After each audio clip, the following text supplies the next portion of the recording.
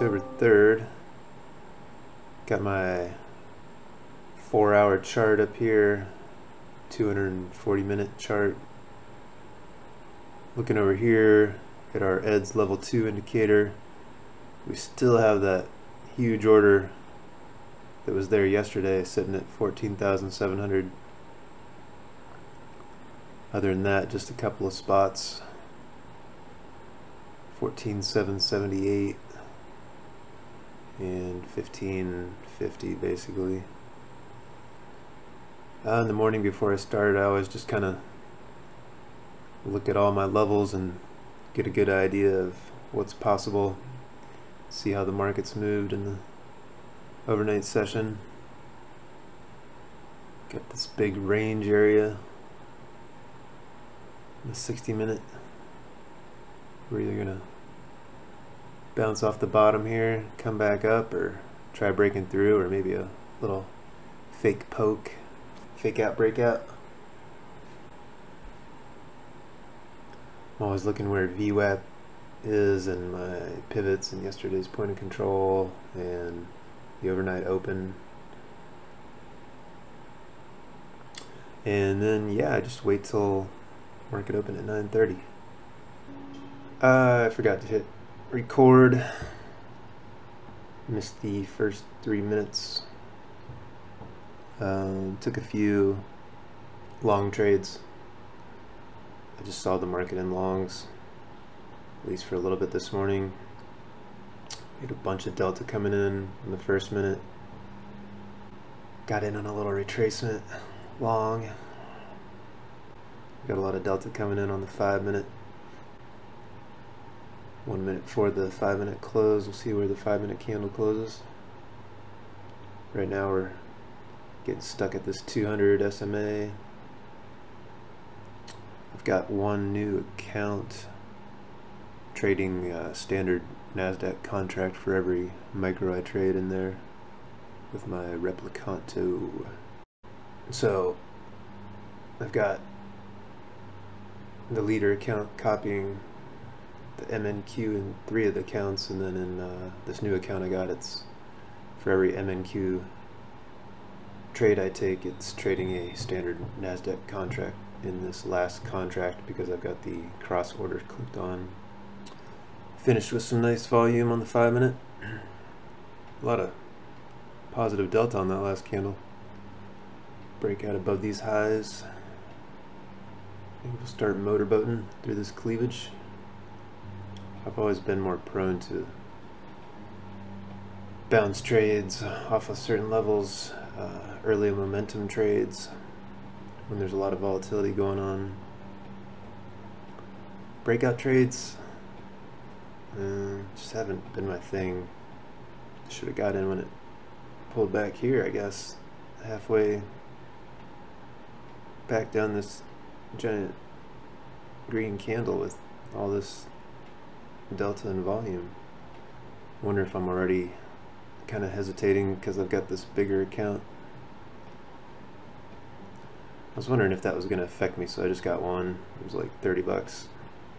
Coming up to the 50 SMA and 3-day VWAP. Had a little bounce down, 10 points from 3-day VWAP. Plenty of delta on the NQ. A little more of a mixed bag on the ES, and the ES hasn't really moved much. Got to bounce down off the 200 SMA here on the ES. And we're getting a nice bounce down off the 3-day VWAP over here in the NQ. Came down to the edge of this titty and we're like, well, sometimes all you need is a mouthful, not like a double handful up here. And we'll just stick with this mouthful. Sometimes you just want a tiny little titty. Variety's the spice of life. Came down to today's point of control. Get a little bounce. It's all about this major delta coming in the first 5 minutes of the NQ. It's guiding this higher. And delta doesn't always work out. Nothing always works out. Sometimes you'll have a bunch of delta coming in and price will just be moving lower and lower. Doesn't matter how much divergence you have. You could have all the divergence in the world and the market will just do crazy shit, especially the NQ. So you gotta have like as many things in your favor as possible. I'm not just looking at delta, not just looking at volume, not just looking at these levels. I'm looking at it all together. We got about 10 minutes to news. Haven't taken any more trades. I haven't seen anything that makes me want to hop on board yet. Yesterday I was seeing all kinds of opportunities and just not seeing something that makes sense yet, so I'm staying out of the market till I see something that makes total sense to me. Finally rolled off the edge of this titty here, doing some motorboating. Choppy waters though, we had to motorboat over VWAP, coming up to yesterday's point of control on the pivot. See how far this thing can motorboat. These areas of low volume, that's where price was kind of zipping down, and these areas are where the more of the orders were happening. So when it approaches this area again, it often just zooms right through again. Got a tiny little bounce off of the pivot point. I mean, we just broke VWAP, so felt alright taking a tiny little bounce there. With these Apex accounts, you have the trailing drawdown instead of the end of day drawdown. I know that's a lot of people's biggest complaint. Doesn't really bother me that much, but yeah, one of the reasons I like to take profits early and at their peak is just so the trailing drawdown doesn't affect me. It's harder to get into a trade and hold it when your drawdown's going up and down and fluctuating, because you only have so much and you want to be getting out at the best possible price so your trailing drawdown isn't affected. Well, we officially motorboated all the way through to this bigger area of volume here, coming up to this nipple and yesterday's close and the overnight open.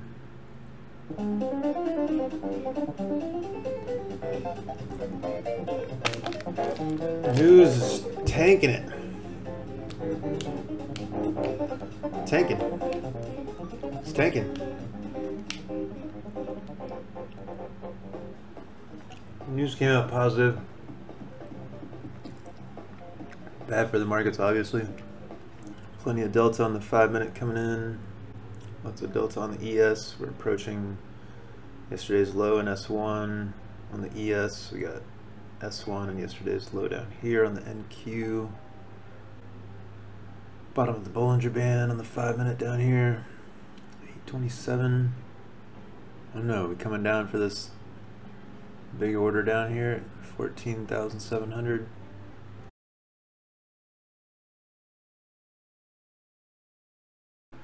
Got filled there. I mean, this is a lot of volume. 28K volume. 1300 delta. I imagine we'll come down and test yesterday's low. Got some buyers right here. The 50 area, they just got taken out. Nothing left till whole number. I used to use this EDS a lot.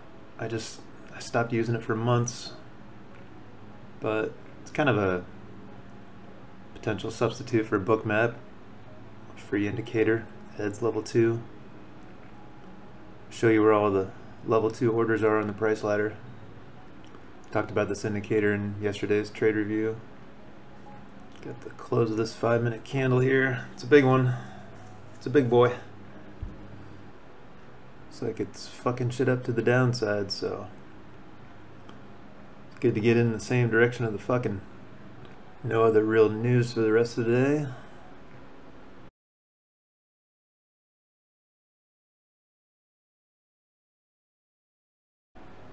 Got another little short there.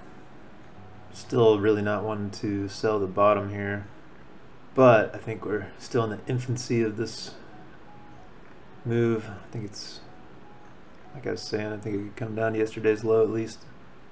Doing pretty good so far, especially with this extra big boy account that I got. Up like 60 bucks in my micro accounts and 700 in the bigger account. With the bigger accounts, the dollar amount will be more too because there's less commissions. Yeah, I'm noticing I really have not been paying attention to this Renko chart at all. Like barely yesterday and barely today.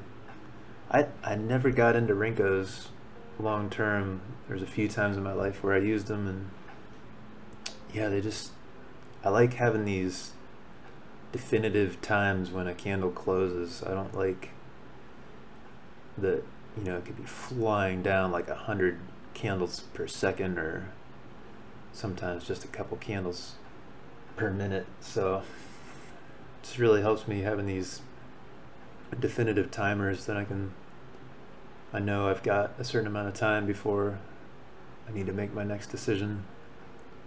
I think I feel more on edge with these. I know a lot of people like them to look for levels like tick charts and range charts and Renko charts and things like that, but after trying them all for years and years, I still just like the time-based charts the best. And we made it down to yesterday's low. Probably should have held that short, but don't really want to get caught in a rip back up. There's been very little retracement to speak of. It's just been down, down, down, down, down. Got a nice little bounce off of yesterday's low area. Market was looking for a reason to sell off, and it got it, I guess. Something like that. Insert something smart to say. Insert something smart to say. I am smart. I am smart. I know stuff. Yay. Aren't you super impressed? There's the retracement. S1 was now acting as resistance. We had a nice bounce down off of S1 over 20 points in less than a minute. I was thinking about hopping in on a short, and then it just took off before I could get my brain to push the button. Definitely think I'm being more cautious now that I've got this bigger account. Whereas if I was just trading my micros account, I might have gone in with a couple of micros on several of these trades and be up a lot more in my micro accounts. There's always some kind of trade-off, but maybe long-term goal would be to have 10 micro accounts and 10 standard NQ accounts. Maybe trade them separately. We are tanking. It's official. Might be headed down to this 700 area down here. Imagine we will get some retracement between now and 10:35. What's that, 20 minutes? Sometime in the next 20 minutes we will get some kind of retracement from some level. Got some more delta coming into the upside. More reversal signals. Renko candles are turning green.